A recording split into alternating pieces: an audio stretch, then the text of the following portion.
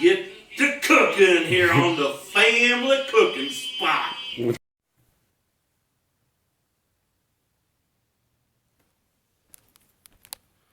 Good afternoon, and welcome to the next installment of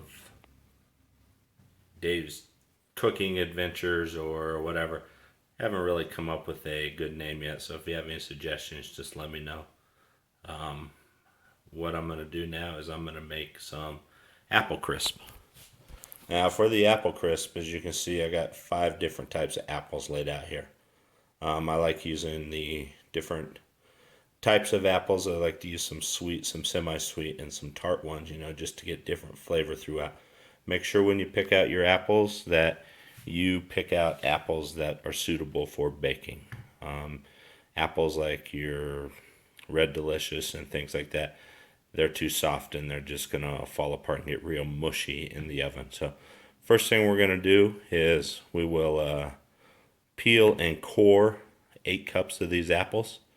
Unfortunately, I don't have a peel corer machine, so if somebody wants to go out and start a GoFundMe site to buy David Slade a apple peeler coring machine, that would be much appreciated. But I'm going to go ahead and do this by hand, so I will pause the video because I'm sure you don't want to sit here and watch me for a half an hour peeling apples. As soon as I got that done, I'm ready to move on. We'll go ahead and get back to recording.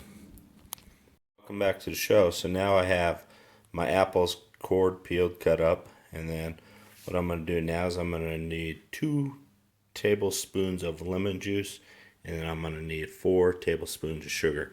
What we're going to do is we're going to dump all these into a 9x13 baking dish, and then we're going to mix in we will mix the sugar and the lemon juice into here, and then we'll mix the other ingredients. All right, now to juice the lemons, I like to use this little handy dandy juicing mechanism that my wife has. You just stick it in there, squeeze it, and all the juice is gonna come pouring out the bottom. Nice thing is you don't get any of the pits or anything into your juice, and then you just flip it open, throw out your rind, and put in another one, and you're back at it. So what I'm doing now is I'm getting a total of 2 tablespoons of lemon juice to put in with the apple and sugar mixture.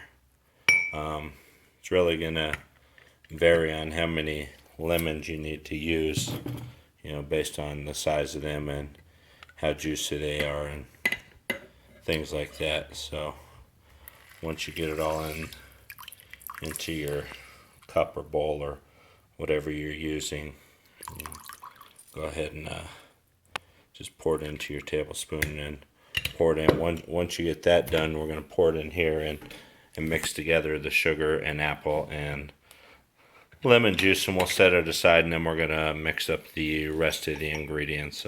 When I'm on to that point of it, I will come back and show you that portion. Okay, so now we're back. We got our dry ingredients here. We got brown sugar, we got oats, we got cinnamon, some salt, and what we're going to do now is we're going to take some butter and we're going to mix this butter in with this, and we want to just sort of make this sort of clumpy, I guess.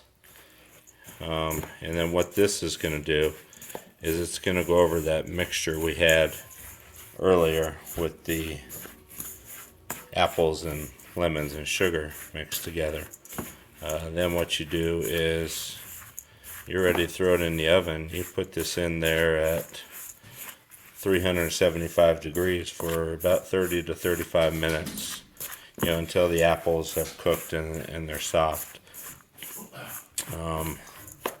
That's it. Now the best way to do this is you serve this over some ice cream. Serve it while it's still warm.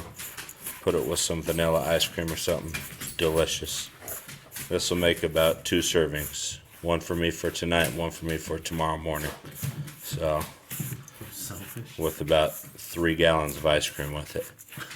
So, that's how you do it. Oh, He doesn't get any. wow. That's Alex. He's making his guest appearance. He's going to be my producer when we start our YouTube site. We're going to start posting cooking videos out there, and Family cooking spot. family cooking spot. That's what Alex can call it. The family cooking spot. We'll put up different recipes and things. Also, one other thing we're going to do is me and Alex going to brew up a batch of beer. He's getting ready to turn 21. Wants me to make him up some beer. Now I'm getting our apple mixture, because we're going to put this stuff over the apples. And sort of pour it in there and get it over these apples. Just like this. But anyway, back to the beer making. We're going to make some beer, and we'll record that. Post that out there too if anybody's interested in getting into home brewing and making your own beer. It's a fun hobby to have. And now this is ready for the oven. You put this in. I would put it with cookie sheet under it, just in case these apples start getting juicy and stuff. You don't want it spilling over and making a mess in your oven. Especially me. I make a mess in this kitchen. Wife's going to shut down the operation real quick. So No more family cooking spot. yeah, there'll be no more family cooking spot, as Alex says. So we need to just make sure that when you're done, nobody likes a dirty chef. Clean up after yourself. All right, this is going in. I'll show you the finished product when it's done. And then we'll get tomorrow. I think what we may do, depending on the weather, we got a cold front coming in and it's supposed to be raining, but I may smoke a chicken and make some chicken salad. And we're going to have that with the leftover homemade chicken noodle soup that I'm making right now. I got this going. Getting ready to pull that out. Once I pull that chicken out and let it cool off so I can handle it and debone it, I'm going to go ahead and put in these homemade egg noodles that I made. And boy, this is going to be good for a nice cool day. Nice cool rainy day. Good food. Or if you have a cold, hey, nothing better than chicken noodle soup. All right. We'll see you guys on the other side on the Family cooking spot. family cooking spot.